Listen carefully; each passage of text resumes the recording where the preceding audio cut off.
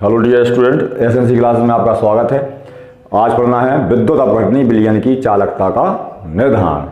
तो विद्युत अपघटनी चालकता आपने पिछले वीडियो में पढ़ चुके हैं आप, है ना। तो चालकता का निर्धारण वास्तव में डायरेक्ट नहीं होता, निर्धारण होता है किसका? प्रतिरोध का। ठीक है, और प्रतिरोध का व्युत्क्रम होती है चालकता। हमने फॉर्मूला बताया था आपको, C = होता 1/R। तो सबसे पहले हम क्या कहते हैं, यदि आप R का निर्धारण कर लें तो चालकता C का निर्धारण किया जा सकता। C को क्या बोलते हैं हम? चालकता। तो डिटर्मिनेशन ऑफ इलेक्ट्रिकल कंडक्टेंस, और आपको इसको ऐसा भी लिख सकते हैं experimental determination of electrical conductance, माने प्रयोग के द्वारा विद्युत अपघटनी विलयन की चालकता का निर्धारण किस प्रकार किया जाता है। तो इसके लिए क्या किया जाता है बेटा, फिजिक्स का एक सिद्धांत होता है, फिजिक्स में आपके सर पढ़ाएंगे, फिजिक्स में ध्यान करना। व्हीटस्टोन सेतु का सिद्धांत है।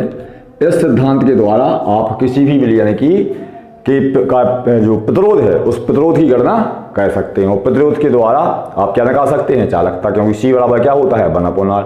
और व्हीटस्टोन सेतु क्या होता है? व्हीटस्टोन सेतु को हम इंग्लिश में बोलते हैं व्हीटस्टोन ब्रिज, है ना। तो व्हीटस्टोन सेतु क्या है? व्हीटस्टोन सेतु में प्रतिरोध होते हैं, 4 प्रतिरोध होते हैं, है ना, जो इस प्रकार से जुड़े जाते हैं। देखो, एक बिंदु यहां मान लिया,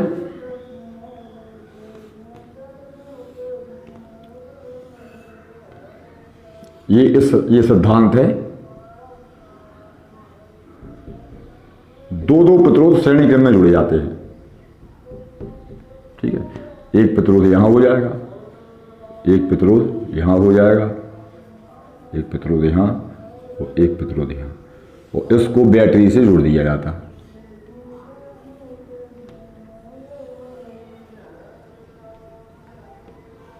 यहां पर पॉजिटिव, यहां नेगेटिव पोल लगाया जाता है। अब यहां पर इस प्रतिरोध को माने हम यदि P, इसको माने क्या,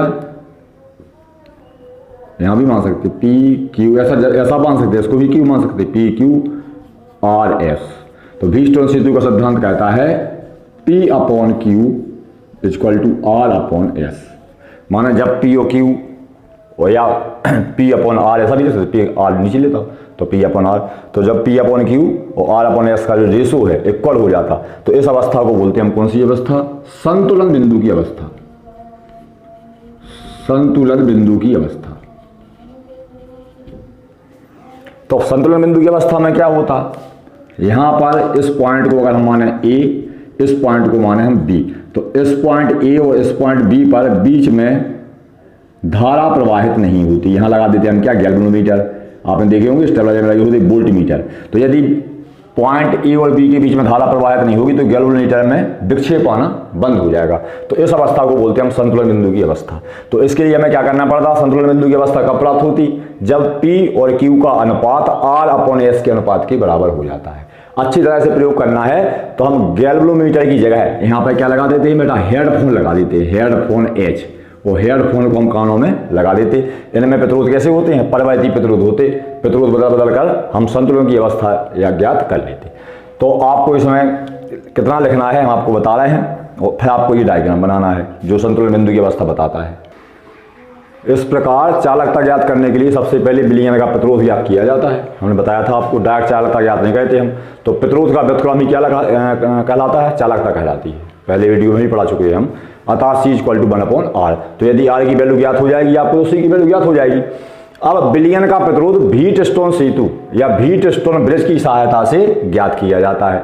अब व्हीटस्टोन सेतु आप डिटेल में पढ़ेंगे, फिजिक्स में, केमिस्ट्री में नहीं पढ़ने की कोई आवश्यकता नहीं है। आपकी केमिस्ट्री में सीधा सिद्धांत दिया है। वैसे व्हीटस्टोन सेतु क्या है? व्हीटस्टोन सेतु में 4 प्रतिरोध होते हैं, PQRS। ठीक है, तो P और संतुलन बिंदु की अवस्था में क्या होता? यहां पर एक बैटरी लगा देते हैं, यहां कुंजी की लगा देते हैं, कुंजी माने स्विच लगा देते हैं। इसको आप ऑन करेंगे तो धारा प्रवाहित होना शुरू हो जाएगी। यदि P/Q और R/S का जो रेशो है, माने अनुपात है, कैसा है? समान है, तो गैल्वेनोमीटर G में से धारा प्रवाहित होना बंद हो जाएगी। तो G में विक्षेप नहीं होगा। माने जैसे वोल्टमीटर होता, और वोल्टमीटर 0, 1, 2, 3, जब तक धारा प्रवाहित होगी तो 1 या 2 पे मीटर आएगा, 3 पे आएगा, और जहां से इसमें धारा प्रवाहित होना बंद हो जाएगी तो मीटर कितने पे रहेगा? 0 पे रहेगा। तो इस अवस्था को आप कहेंगे कौन सी अवस्था? संतुलन बिंदु की अवस्था। संतुलन बिंदु की अवस्था में हो जाता है P बटा Q equal to R upon S। आप लोग सोच रहे होंगे कैसे इसको आप इस अवस्था पर सेटल करे थे। तो बेटा होता क्या है कि जो भी प्रतिरोध आपको ज्ञात करना होता है, जैसे ये है S प्रतिरोध आपको ज्ञात करना होता, तो R प्रतिरोध का मान हमें पहले से मालूम होता, ठीक है, और P प्रतिरोध का मान जो मान है वो पहले से पता होता। Q प्रतिरोध को मानते हैं हम अज्ञात प्रतिरोध, जैसा आपने देखा होगा रेडियो वगैरह होते हैं, टेलीविजन वगैरह पुराने आपने देखे होंगे, है ना, या घर पे आपने फैन चलाया होगा रेगुलेटर, तो वैसा रेगुलेटर जैसा एक नोब लगा होता है, उसको आप खोलते जाते तो रेजिस्टेंस बढ़ती चली जाती। तो अब तो आधुनिक समय में गैल्वेनोमीटर की जगह क्या कहते हैं, हेडफोन लगा लेते कान में, तो कान में हेडफोन लगा लेंगे और फिर इसको घुमाते जाएंगे, तो जब तक इसमें करंट आएगा बिंदु ए और बी में धारा प्रवाहित होगी तब तक हेडफोन में कर कर की आवाज आएगी। और घुमाते घुमाते घुमाते एक कंडीशन ऐसी आ जाएगी जब P अपॉन Q का रेशो R अपॉन S के क्या हो जाएगा, इक्वल, माने P और Q का अनुपात R अपॉन S के अनुपात के बराबर हो जाएगा। तो हेडफोन में से जो कर की आवाज है ना, वो आना बंद हो जाएगी। तो उस कंडीशन में P बटा Q इक्वल टू R बटा S हो जाएगा। अब P आपको ज्ञात है, Q कैसा प्रतिरोध है, परिवर्ती प्रतिरोध है, R प्रतिरोध भी आपको कैसा है, ज्ञात है, तो Q परिवर्ती प्रतिरोध है। तो परिवर्ती प्रतिरोध में क्या होता है बेटा, ऐसा अब तो नए टाइम पे वॉल्यूम जैसे आने लगे, ऐसा नोब लगा होता बीच में, यहाँ पर एक मीटर जैसा लगा होता है, यहाँ लगा होता 1 ओम 2 ओम 3 ओम 4, आप घुमाते जाएंगे जितने ओम पे पहुंच गया सेट हो गया उसकी वैल्यू हम मान लेंगे 4 ओम, यानी 5 पे आया तो 5 ओम, ऐसा आपको ज्ञात करना है। तो जब P Q और R की वैल्यू आपको ज्ञात होगी तो आपको S की वैल्यू ज्ञात हो जाएगी। इसी सिद्धांत पर काम करता है मीटर ब्रिज, जो आपको फिजिक्स में पढ़ाया जाएगा, वहां बिल्कुल ये क्लियर हो जाएगा। मीटर ब्रिज क्या होता है, मीटर ब्रिज को हम हिंदी में बोलते हैं मीटर सेतु। मीटर सेतु व्हीटस्टोन सेतु के सिद्धांत पर ही कार्य करता है, हम आपको बना के बता रहे हैं तो आपको समझ में आ जाएगा। मीटर सेतु के आधार पर ही आप किसी भी अज्ञात प्रतिरोध का प्रतिरोध ज्ञात कर सकते। तो व्हीटस्टोन सेतु की सहायता से आप जो प्रतिरोध ज्ञात करते हैं, व्हीटस्टोन सेतु के सिद्धांत पर ही ये उपकरण बनाया गया है। इसको हम मीटर सेतु बोलते हैं, है ना, इंग्लिश में बोलते हैं हम इसको मीटर ब्रिज। इसमें और इसमें कोई डिफरेंस नहीं है, इसमें 4 प्रतिरोध होते हैं, P Q R S, ऐसे 4 प्रतिरोध इसमें होते हैं। एक परिवर्ती प्रतिरोध, इसको मान लें आप क्या, यदि आपको इसको मान लिया आपने क्या P, है ना, तो बिलियन के प्रतिरोध को मान लेंगे हम क्या Q, और ये भुजा AD की लंबाई हो जाएगी R, इतना हो जाएगा प्रतिरोध R, और DS की लंबाई हो जाएगी S।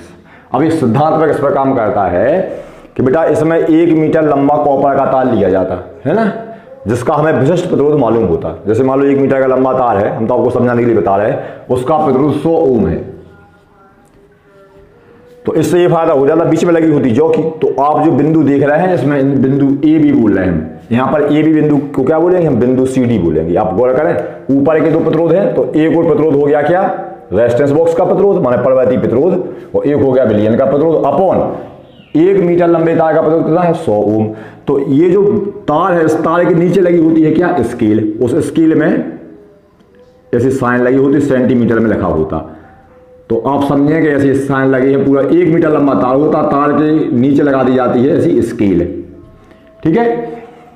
पूरे उपकरण में AC धारा प्रवाहित की जाती है, DC धारा प्रवाहित नहीं की जाती, क्योंकि अगर DC धारा प्रवाहित करेंगे तो विद्युत अपघटन की क्रिया हो जाएगी, है ना।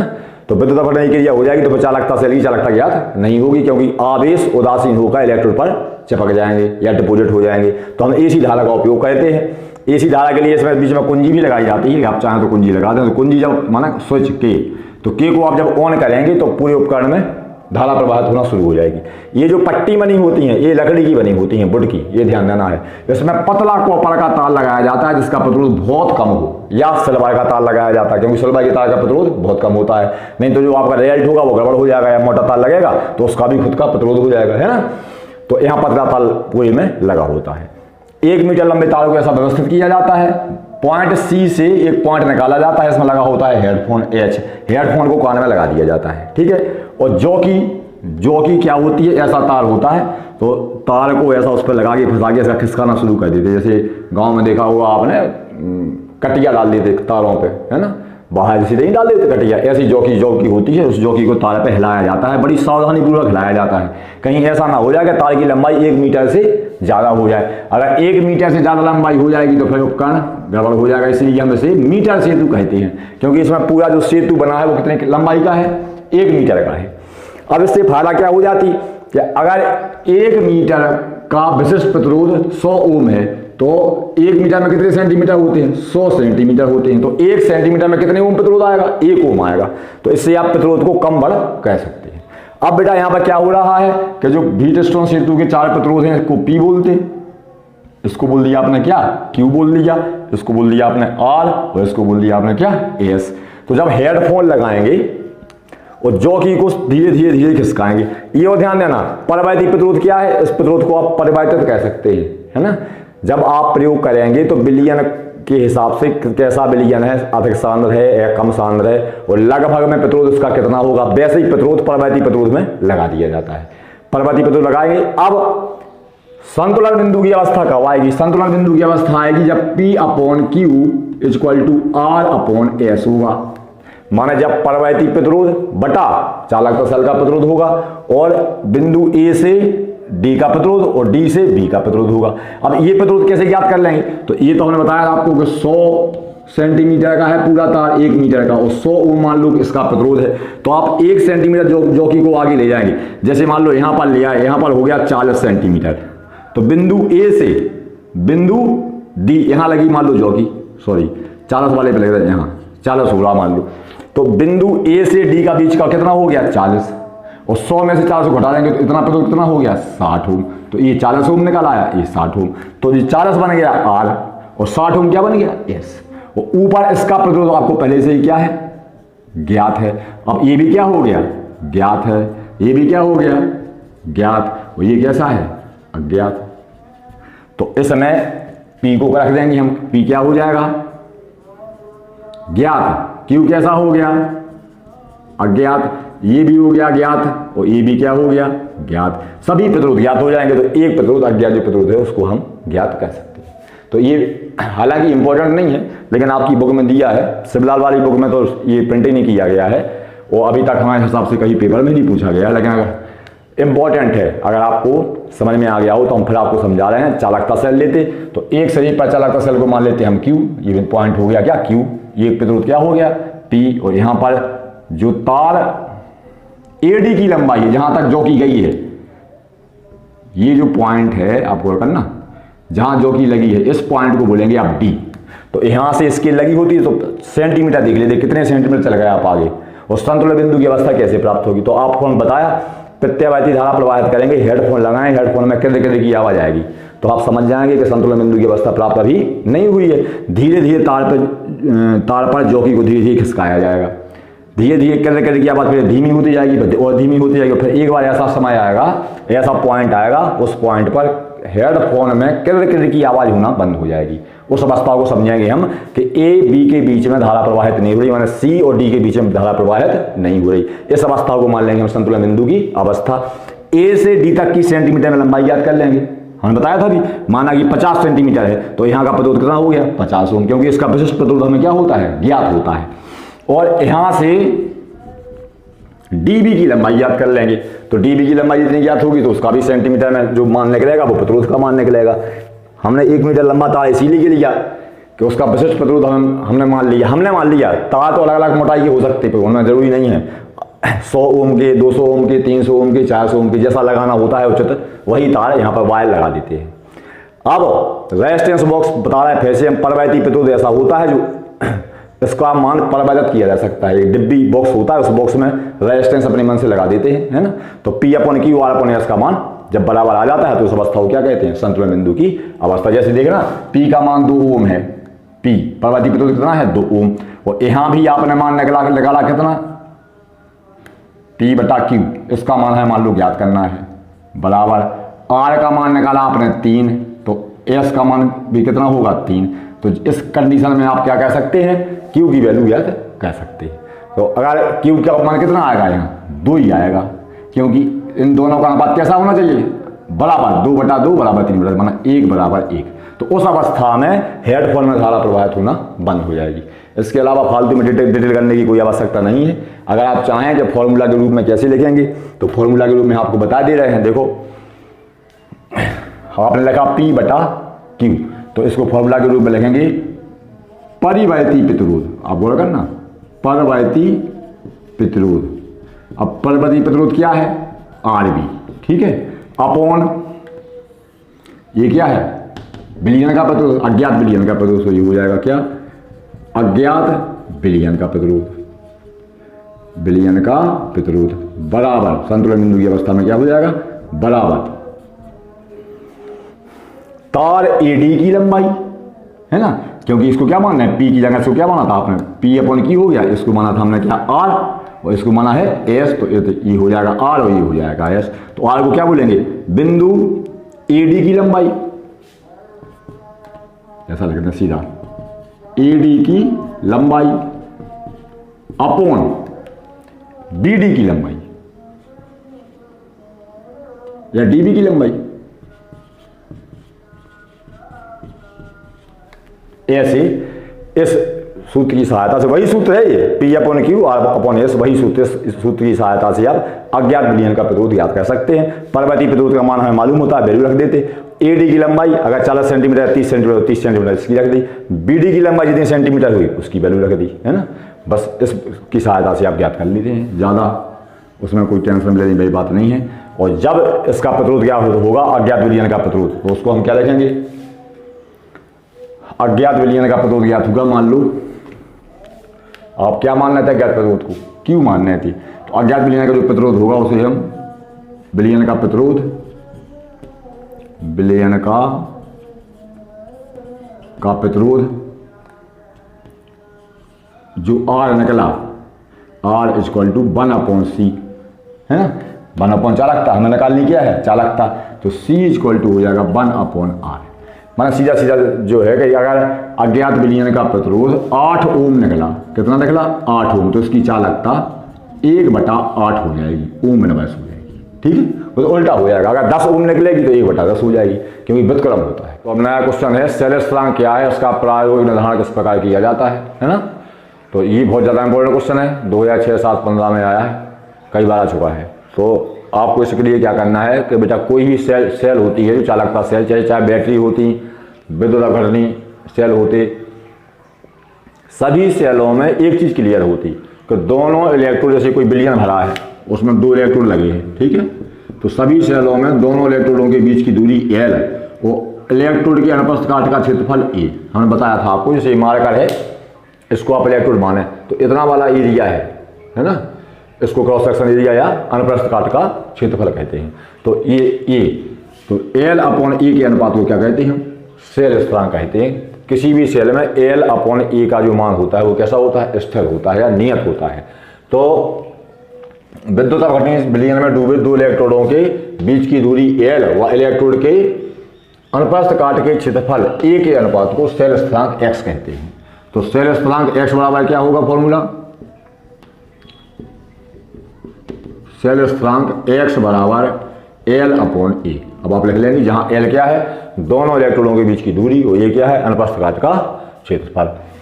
अब इसकी कई बार इकाई भी पूछी जाती है कि इसकी इकाई क्या होती, तो आपको इकाई भी साथ में आंसर में लिखना पड़ेगा। इकाई कैसे निकालेंगे आप, X बराबर L अपॉन A से,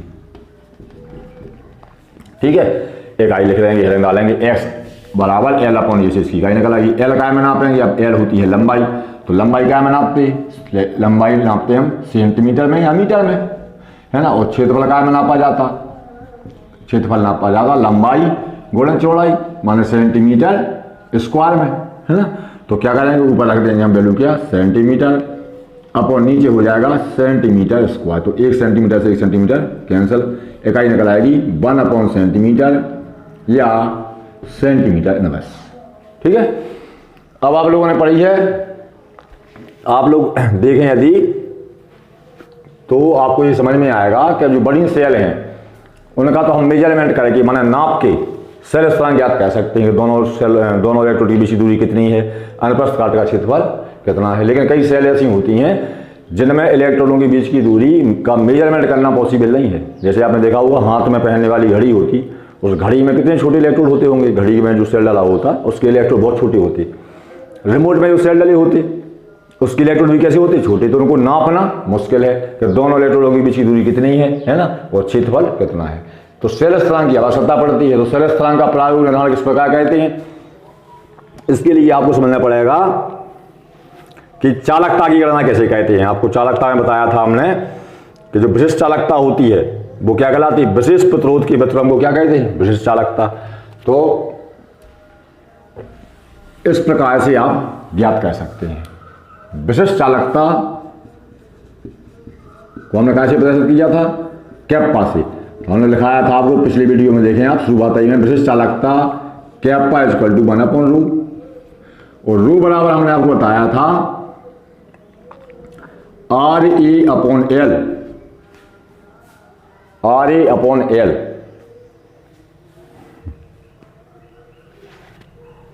ठीक है, तो जहां रू क्या है, विशिष्ट चालकता रू क्या है, जहां विशिष्ट प्रतिरोध है। इस फॉर्मूला से हम सेल स्थिरांक निकाल सकते। तो कैप्पा इक्वल टू 1/रू, तो 1/, अब रू का की वैल्यू है RA/L, तो रखेंगे हम तो क्या हो जाएगा, कैप्पा इक्वल टू 1/RA/L, तो L ऊपर पहुंच जाएगा तो क्या बन जाएगा, L/RA। ठीक है, तो कैप्पा इक्वल टू का फॉर्मूला क्या निकल आया, L/RA। L/RA को अरेंज करेंगे हम, ऐसा लिख सकते हैं L/RA को 1/R हमने अलग कर दिया, L/A इंटू L/A। इसमें कोई दिक्कत तो नहीं होनी चाहिए। L ऊपर है, R नीचे है, तो 1/R हमने कर दिया, L/A अलग कर दिया। अभी बताया था हमने सेल स्थिरांक, अभी लिखा है आप अभी यार, सेल स्थिरांक x इक्वल टू क्या होता, L/A है ना। तो L/A की जगह क्या रखते हैं हम, x लिख सकते। तो यहां लिखेंगे हम क्या, मान रखने पर, तो कैप्पा इक्वल टू 1/R क्या कहलाता, वह C इक्वल टू बताया था हमने अभी आपको 1/R, जहां C क्या है, चालकता, R क्या है, प्रतिरोध, माने प्रतिरोध का व्यतिक्रम चालकता कहलाती है, विशेष प्रतिरोध का व्यतिक्रम विशेष चालकता कहलाती है। तो C इक्वल टू 1/R, तो जहां 1/R रखा वहां क्या लिख देंगे हम C, जहां L/A लिखा वहां क्या लिख देंगे X। ये फॉर्मूला बन गया, kappa equal to C into X। अब इसको आप कैसे लिखेंगे भाषा के रूप में, ये भी देख लें आप। कैप्पा क्या है, विशिष्ट चालकता, तो फॉर्मूला बन जाएगा विशिष्ट चालकता, विशिष्ट चालकता किस पर निर्भर करती है, आयतन पर 1 घन सेंटीमीटर मिलीमीटर की चालकता को क्या कहते हैं, विशिष्ट चालकता। तो विशिष्ट चालकता इक्वल टू, इस चालकता को हमें ज्ञात करना होता है प्रयोग द्वारा, तो लिखेंगे केवल सामान्य चालकता, या इसी को लिख देते हैं हम प्रेक्षित चालकता, ऑब्जर्व कंडक्टेंस इंटू एक्स, माने गुणे सेल स्थिरांक, ऐसा लिखा जाता। अब आपको निकालना है क्या, सेल स्थिरांक बराबर, तो सेल स्थिरांक बराबर क्या हो जाएगा, सेल स्थिरांक इज इक्वल टू, चालकता नीचे आ जाएगी तो क्या बन जाएगा, ऊपर बन जाएगा क्या, विशिष्ट चालकता अपॉन चालकता। इस प्रकार से फॉर्मूला बनता है सेल स्थिरांक का, विशिष्ट चालकता अपॉन चालकता। अब आपको क्या करना है, इस सेल स्थिरांक का प्रायोगिक निर्धारण करना है। तो बेटा अब इसमें सेल स्थिरांक का प्रायोगिक निर्धारण क्या होता है कि बच्चे कई बार सेल स्थिरांक की परिभाषा और यहाँ तक समीकरण लिख लेते, ये वाला जो समीकरण है आपको यहाँ तक लिखना ही है तब, क्योंकि इसमें यूनिट में से 5 नंबर का क्वेश्चन आना है ना, तो थोड़ा बड़ा होगा। तो सेल स्थिरांक का प्रायोगिक निर्धारण किस प्रकार किया जाता है, तो सेल स्थिरांक ज्ञात करने के लिए आपको विशिष्ट चालकता अपन चालकता के द्वारा आप सेल स्थिरांक ज्ञात कर सकते। सेल स्थिरांक उन सेलों के लिए मेजरमेंट करना मुश्किल होता है सेल स्थिरांक का, जो सेलें बहुत छोटी होती हैं, तो बार बार नापने आपने इसे 2 इलेक्ट्रोड के बीच की दूरी कितनी है नापना है आपको, और अल्पस्थ काल का क्षेत्रफल कितना है। तो वैसे ही तो सेल पे जो रेडीमेड सेल बनती है उन पर लिखा आता है सेल स्थिरांक की वैल्यू कितनी होती है, लेकिन जब आप प्रयोगशाला में प्रयोग करने के लिए जाते हैं वो तो वहाँ पर एक प्रैक्टिकल भी अलग से होता है कि किसी सेल का सेल स्थिरांक कैसे ज्ञात करेंगे। तो क्या है, सेल स्थिरांक ज्ञात करने के लिए हमें उस सेल की विशिष्ट चालकता और चालकता ज्ञात होनी चाहिए। चालकता माने सामान्य चालकता, तो ये चालकता जो विशिष्ट चालकता है, विशिष्ट चालकता तो वैज्ञानिक थे कोलरोस, उन्होंने क्या किया था, N/50 KCl यानी कि 25 डिग्री सेल्सियस पर प्रयोग द्वारा विशिष्ट चालकता ज्ञात की थी, जिसका मान आया था 0.02765। हमने बताया था आपको विशिष्ट चालकता कभी बदलती नहीं है, N/50 KCl यानी कि 25 डिग्री सेल्सियस पर विशिष्ट चालकता का मान इतना होता है। ठीक है, अब बात आई चालकता। तो चालकता कैसे निकालेंगे? तो चालकता निकालेंगे प्रयोग द्वारा। जो आपको सेल दी गई है वो कैसी दी जाती है? खाली। उसमें विद्युत अपघटनीय विलयन नहीं भरा होता। उस खाली सेल में हम फिर से वही विलयन बनाते हैं जो कोलोस ने बनाया था। कितना? n/50 KCl विलयन। उस विलयन को बनाते हैं। तो क्या लिखा? अब जिस सेल का सेल स्थिरांक ज्ञात करना होता है उसमें n/50 KCl विलयन कितने टेम्परेचर पर? 25 डिग्री सेल्सियस टेम्परेचर पर। 25 डिग्री सेल्सियस जानते हैं टेम्परेचर? कमरे का ताप होता है। तो कमरे के ताप पे कोलोस ने प्रयोग किया था 25 डिग्री सेल्सियस। तो हमने बताया आपको कि जो ये चालकता का मान निकला, ये निकली कौन सी चालकता? विशिष्ट चालकता। इसकी वैल्यू कभी घटती बढ़ती नहीं है, क्योंकि सांद्रता आप ध्यान करना n/50 सांद्रता है। n/50 माने जिसकी नॉर्मलता 1/50 हो। हमने बताया भी था आपको n माने क्या होती? नॉर्मलता। तो ऐसा विलयन लिया था जिसकी नॉर्मलता कितनी हो? 1/50। तो 1/50 को हम n/50 भी लिख देते, है ना। तो अब क्या करेंगे? जब आपको सेल स्थिरांक किसी सेल का ज्ञात करना होता है तो जो कोलोस ने ये विलयन बनाया था 25 डिग्री सेल्सियस, वैसा ही विलयन बनाते हैं हम। कितना? n/50 KCl विलयन ही बनाते हैं। और उस विलयन को उस सेल में भर देते या चालकता सेल में भर देते जिस चालकता सेल का हमें सेल स्थिरांक ज्ञात करना होता है। और फिर उसमें इलेक्ट्रोड लगा के क्या कहते? हम उसकी चालकता ज्ञात करते। किसके द्वारा? अभी बताया था हमने, व्हीटस्टोन सेतु की सहायता से ज्ञात कर लेते। तो इसमें लिखा है, उसमें n/50, देखो क्या लिखा समझना। अब जिस सेल का सेल स्थिरांक ज्ञात करना होता है उसमें n/50 KCl विलयन भरकर 25 डिग्री सेल्सियस पर ही उसकी चालकता ज्ञात करते हैं। काय के द्वारा करते हैं? व्हीटस्टोन सेतु के द्वारा। तो ये कौन सा हो गया निर्धारण? इसे हम बोलेंगे कौन सी चालकता बोलेंगे? है तो चालकता सामान्य नहीं, लेकिन प्रयोग द्वारा ज्ञात कर रहे हैं इसलिए इसे बोलेंगे प्रेक्षित चालकता। तो है तो ये के लिए सी, हम सी से प्रदर्शित कर रहे थे। तो यहाँ पर फॉर्मूला में किताब में क्या किया उन्होंने लोगों ने कि प्रेक्षित चालकता लिख दी। यहाँ पर इसमें कोई घबराने वाली बात नहीं है।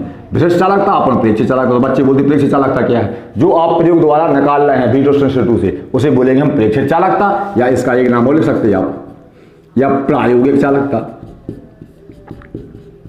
क्या निकल आया? या प्रायोगिक चालकता। ऑब्जर्व्ड कंडक्टिविटी और कंडक्टेंस। तो उसकी प्रेक्षित चालकता ज्ञात कर लेते हैं। अब आप फॉर्मूला लगा देंगे। हमने आपको बताया है कि कभी भी विशिष्ट चालकता की जो वैल्यू है ना, वो कम बढ़ नहीं होती। कोलोस ने ये कह दिया था, तब से लगातार चल रही है। तो अब सेल स्थिरांक आपको ज्ञात करना है। तो सेल स्थिरांक x बराबर क्या फॉर्मूला निकलेगा? बताओ बेटा। सेल स्थिरांक x, तो ये फॉर्मूला बन जाएगा x, ब्रैकेट में लिखेंगे हम सेल स्थिरांक। ये नीचे लिखना है ना, हम यहां पर लिख दे रहे हैं सेल स्थिरांक x इक्वल टू विशिष्ट चालकता। विशिष्ट चालकता का मान कितना है? ये क्या हुआ? 0.00275 अपॉन, ठीक है। अब है प्रेक्षित चालकता।